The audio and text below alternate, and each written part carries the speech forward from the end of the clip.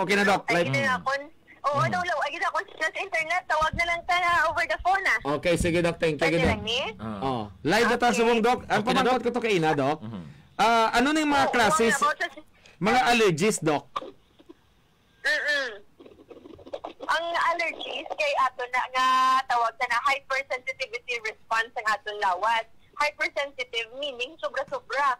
Ang iba niya tao hindi tam unsensitive or hindi sila siling tawag na allergic sa iba nga butang. Whereas ang iba naman niya allergic sa certain nga pagkaon, hindi naman niya allergic ang iban. So individually galain-lain gid na. But recently ang ato na nga nabalaan gid no, may ara na tawag nga allergen. Ang allergen amo na sa ang parte sang isa ka bagay or ang isa ka usually living thing mo na na amo ang kakakos ang allergic response sa aton lawas. So it's made of protein.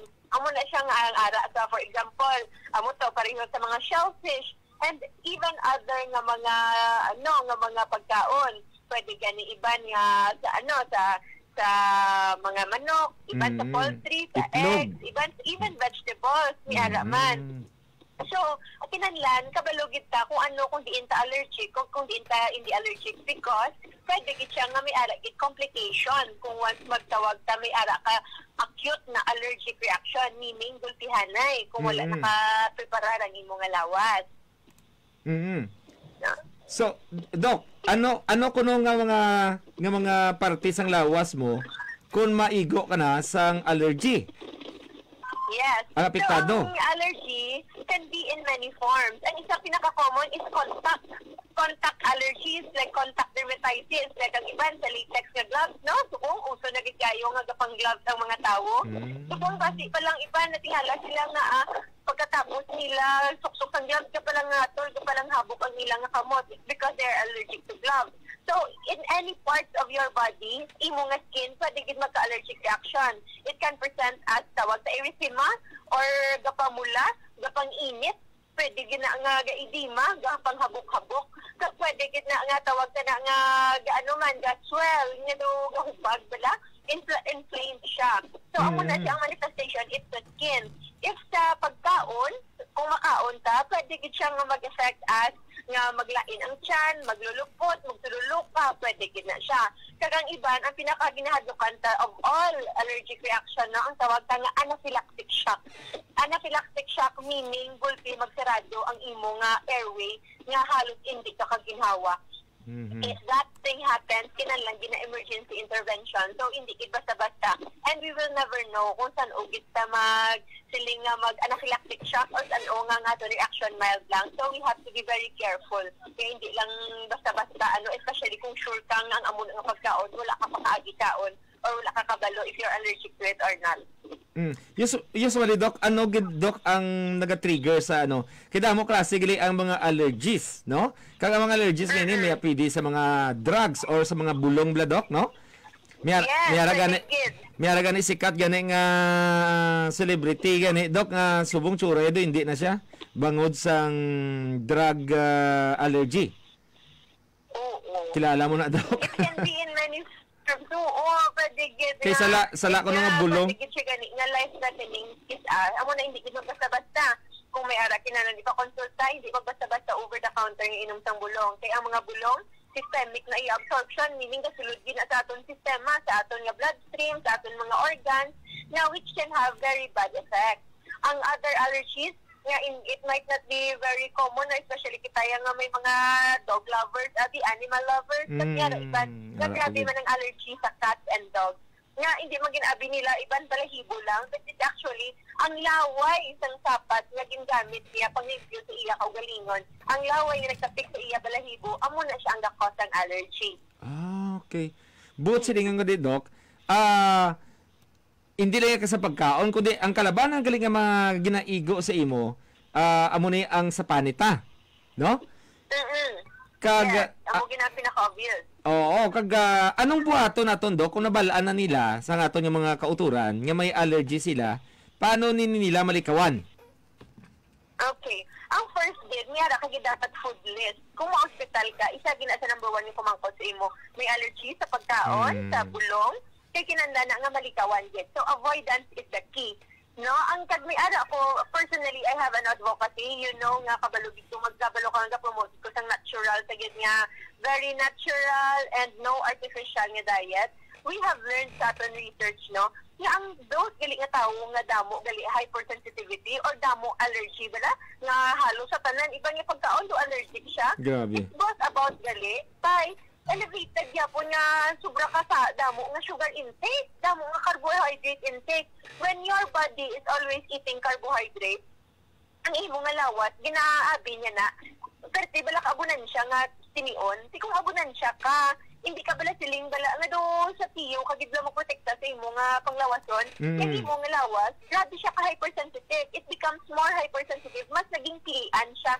But if ang imo nga pagkaon, no, hindi rich in glucose, hindi rich in sugar, less lang ang rice, kung wala kayo mga bread and pasta, kag wala kayo mga desserts, kag mga kung magkalamay ka, hindi gid duwa ka kutsara, kung pwede gani, kung pwede wala.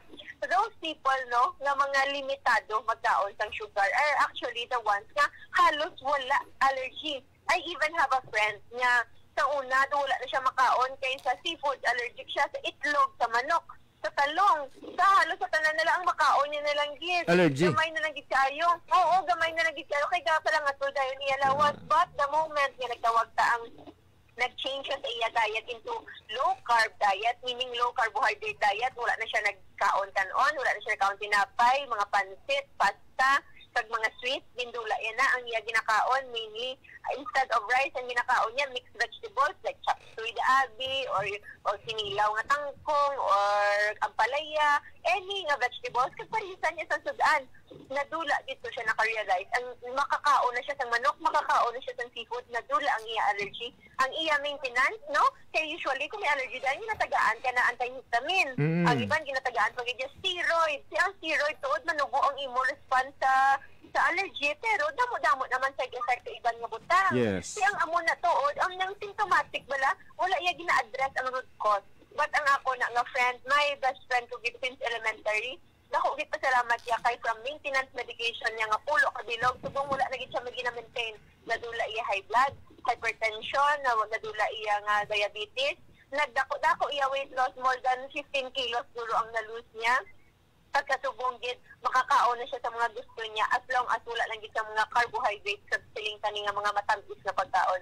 The moment ka gid eliminate niya na ang iya body nag-normalize, ang iya hypersensitivity or tawag ta nga allergy towards those allergens, mas naging tolerant ang iya nga lawas sa mga sari-sari nga pagkaon, except lang gid basta. Kaya ang totoo dili wala lang ta kabalo, but ang aton lawas allergic ta actually sa very high sugar, sa artificial sugar, sa mga matamis, sa makapataas ang blood sugar, nga ga-manifest na lang siya as allergy sa shellfish, allergy sa ito kag-kuring, allergy sa mga bulong, sa mga amuna. But when you eliminate gali ang trigger, which is the sugar, isa-bisa gali ka makapanormalize ang aton body nga function. Buot sa ingong gali, Dok, nga ang instant gali nga relief mo kung gin-allergy ka, sugar. Yes, ako gina. Kung may instant, kung in case of emergency, may ara kaya emergency drugs. Like for example, sa anaphylactic shock, nagapanirado na ang alagyan sa hangin, hindi na naiya siling nga subong mo pang untapon mo sugar. Kinahanglan ginaya emergency intervention, may ara bulong, like tawag sa epinephrine, bisa na epinephrine shock, para immediately maabrihan ang alagyan sa hangin. Ang iban man antihistamine, diretso anay. Tag in emergency cases, kinahanglan itis anay mag-steroid para lang masalbar ang imo nga life-threatening condition sa amon ang punto. But after that, kung hindi ka na gusto nga mabutang sa alang-alang imo kabuhi, you should delve into a lifestyle with nga which is sustainable. At the same time, hindi na mabutang sa rigro ang imo kabuhi. Tungod lang sa pagkaon, no? Nga ang aton nga nutrition, kami in medical training, wala gid kami nakahatag sa ayo value sa nutrition. Seldom ka lang makakita sa doctors nga gahatag gid ako nga premium bala nga mamangkot sa imo ano ang imo ginakaon. I-describe sa akon kung anong sulod sa imo pinggan. Because wala na siya natagaan emphasis. Our training is more on ano nga bulong ang ihatag sa amon nga sakit. Ano dapat dayon ang himuon, ano nga operasyon amon dayon. But personally, it has been my advocacy to look into gid nga magtan-aw gid sa nutrition. I have this personal nga idea, no, nga di ba Western medicine na tawag ang aton nga gina-practice ko, which is the modern medicine. Actually, sa totoo lang, I've been trained sa modern medicine, sa Western medicine. But what we actually need to follow, no? It's not the modern medicine, but importante lang, i-eliminate ang lifestyle sa Western culture. Kung i-eliminate ang influence ng Western culture, which is ang pagkaon sa mga fast food, processed food, kag mag-go back ta sa atong gidya natural, like kita gidya as Filipino, as Pinoy, ang magkaon ta sa mga pagkaon nga sa aton palibot, sa mga gatululubo sa aton uksaran, sa aton backyard, sa aton garden. And we eat what we have here. Ang native nga manok, isda nga makuha sa dagat, baboy nga ginraise gidya sa uma.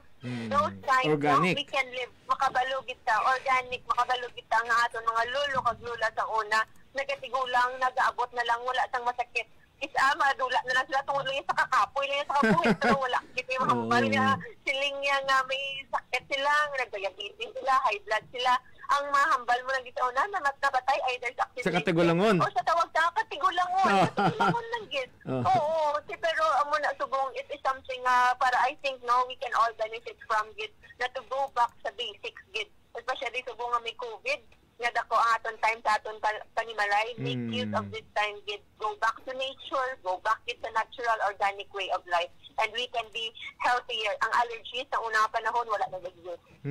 But silingon gali Doc, kung gina-allergy ang tao, related ginagali sa aton nga immune system. Do reaction gali ni sa aton nga lawas kami may mga substance gali nga mga harmful nga nagsulod sa aton nga lawas kag ma-react gali ni nga aton nga immune system.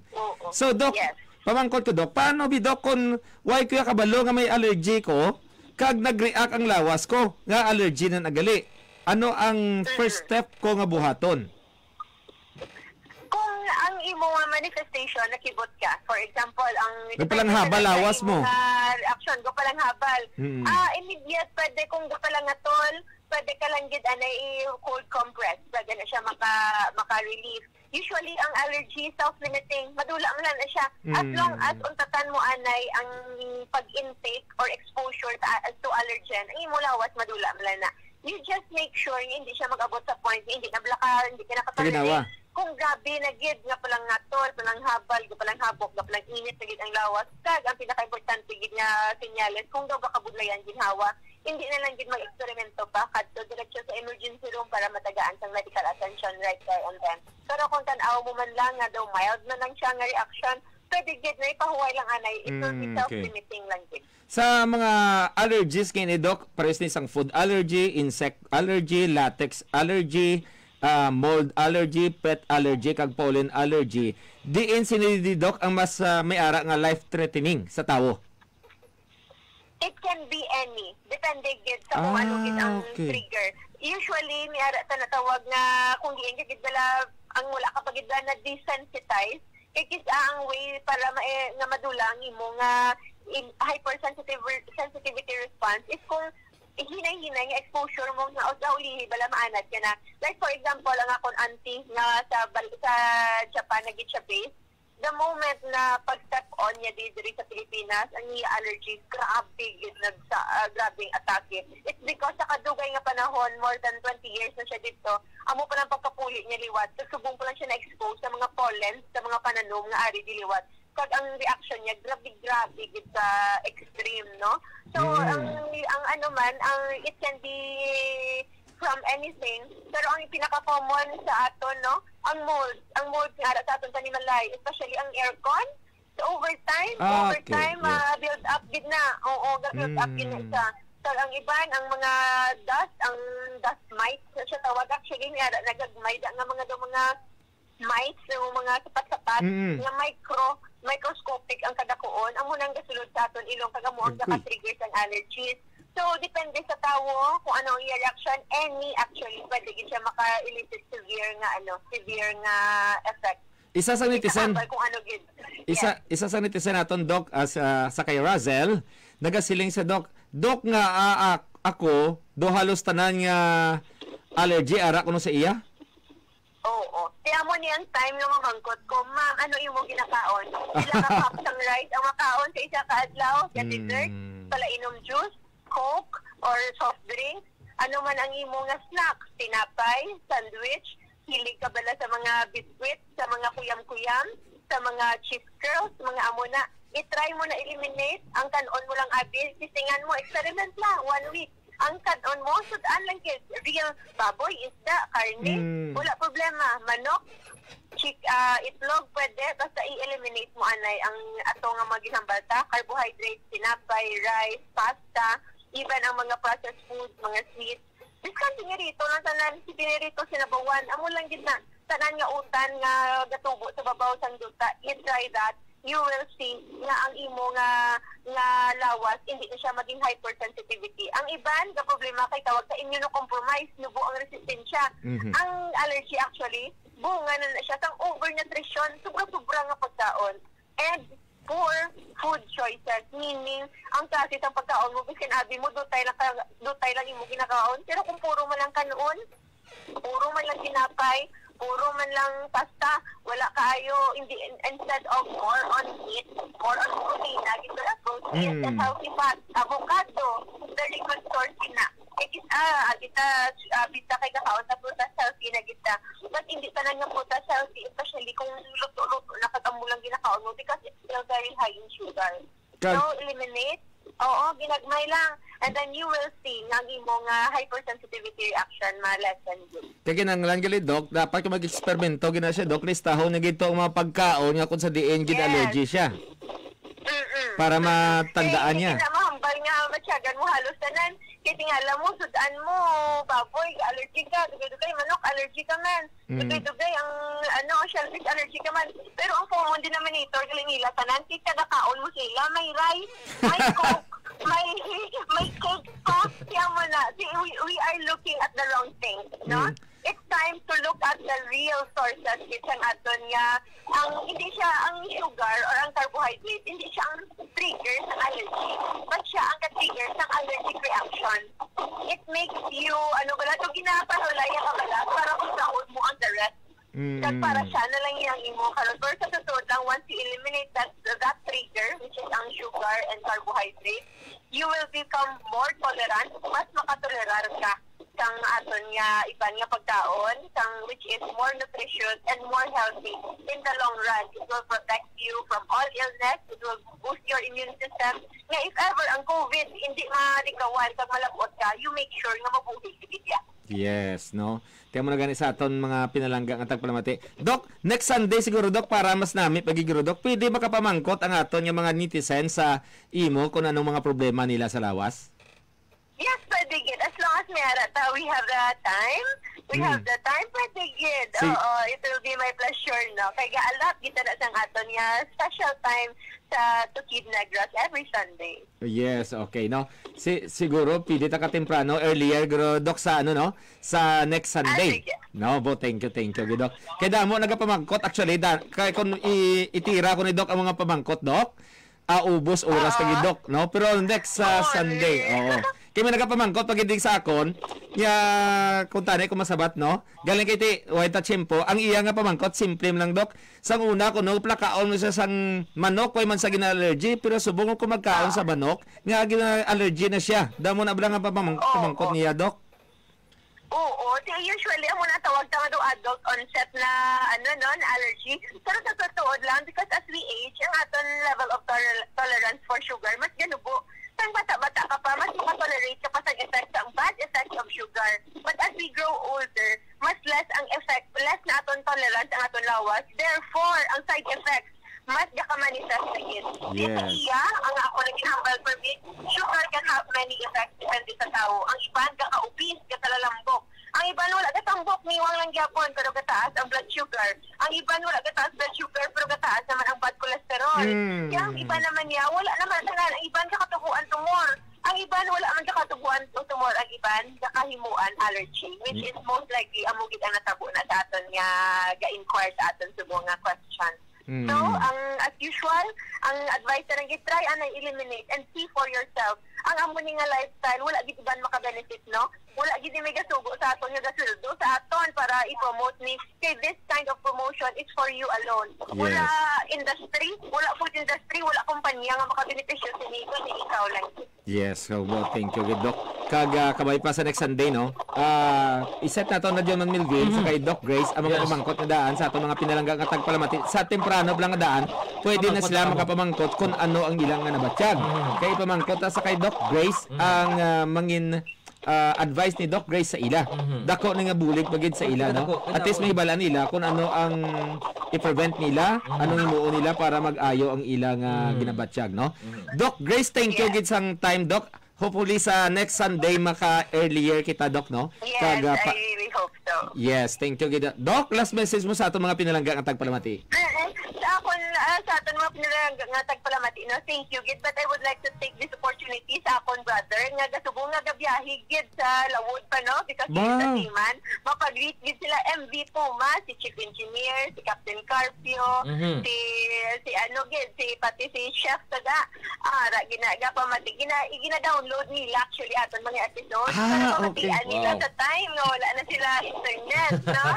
Si hi gid sa ila brother si electrician Andrew Quirojo and sa tanan nga Pagpalamati. And if you wish to know more, please stay tuned. Follow my page, Dr. Josephine Grace Quirojo, for more updates. Kag kung miara sa iban yung gusto makabulig man sa iban ng mga neighbors, please check out Bayanihan Mission sa Facebook and www.bayanihanmission.com. Thank you, sir. Sir Melvin. Doc, Sir Gerald. thank you, Doc. Good afternoon. Thank you, Doc Grace, no? Kabay pa sa ato mga pinalangga ka tagpalamati, may napulutan naman kita, no? Madamo ang napulutan. Yes, so madamo ging salamat sa kay Doc Grace, no? Of course, no, wala sang iban pa nga makasabat sa mga atong mga problema.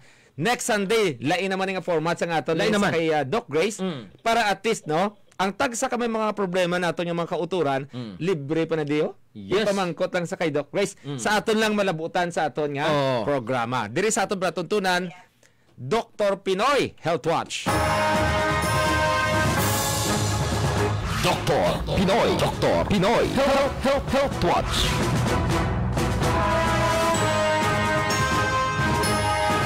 Amo na ganing nga ginasiling kay ina ni Doc Grace, ang imo gid nga immune system ang importante, no? Ganing immune system taga depensa na gid sa aton nga lawas bisan ano pa nga klase sang balatian. Dala na diri ang allergy na mga pinalangga nga tagpalamati. Kag natural COVID gyapon, no? Amo pa na ang isa pa gid nga dako nga naga-trigger sa aton nga kabuhi. Kaya ni siguro duhot agad ang resistensya naton, especially sa aton nga ikayong lawas. Mag-Dr. Pinoy Scoring Capsule kita mga pinalangga nga tagpalamati. Kaya ang Dr. Pinoy Scoring Capsule may aras ang 99.9% nga squalene content nga nagabulig pa boost sang aton nga immune system. Kaya nagaprotekta para malikawan ang mga masakit. May ara man ini sang vitamin E nga ginatawag nga powerful antioxidant nga mabuligan ang imong lawas mabatuan ang infections. Amo na gani, prevention is better than cure. Samtang temprano pahatagan ta na sang shield ang aton nga lawas, agod hindi kita magbalatian. Dr. Pinoy Squalene Capsule, masaligan sadto pa. Kag of course 30 minutes before meal ang pagtumar sini sang Dr. Pinoy Squalene Capsule.